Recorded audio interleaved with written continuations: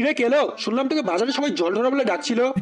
আরে বাবা আর বলো না, আমি গেছিলাম আলু আনতে, আমাকে দেখেই সবাই যেন কেমন ভয় পাচ্ছিল। আর আরেকজন তো দেখেই বলে উঠলো, আরে মুড অফ নাকি আজকে জল ঢোরার? তাহলে আমি কি সাপ নাকি? শালির বেটি, তোর জন্য আমার নামও খারাপ হচ্ছে।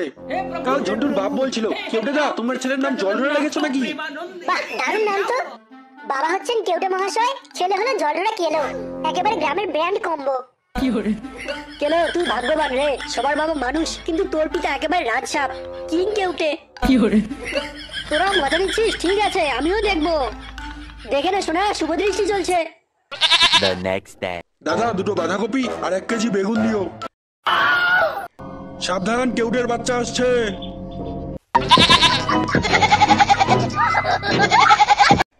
পালাও পালাও, জল ঢোরা কামড় দেয় বেশি।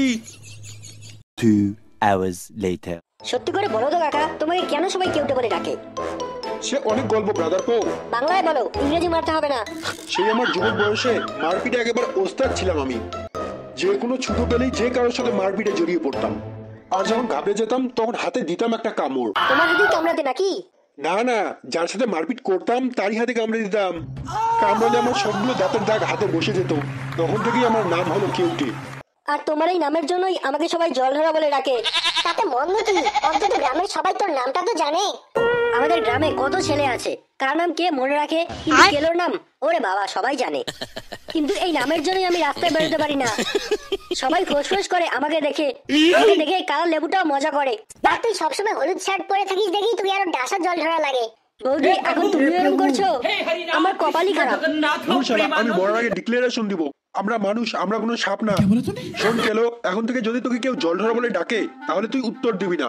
না বাবা, আমায় কিছু করতেই হবে, আমি প্রমাণ করব আমি মানুষ। প্রমাণ কিভাবে দিবি? নদীতে ঝাঁপ দিয়ে তুই সাঁতার কাটবি? নদীতে নামলে সবাই বলবে, দেখো জল ধরে সাঁতার কাটছে।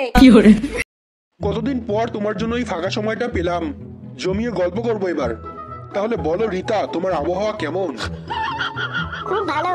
ওই দেখো, আমরা আসতে না আসতেই সাপের গোষ্ঠী চলে এসেছে। কি বলছো এসব? পেছনে তাকিয়ে দেখো, কেউটে আর জলঢরা। আমি দেখবো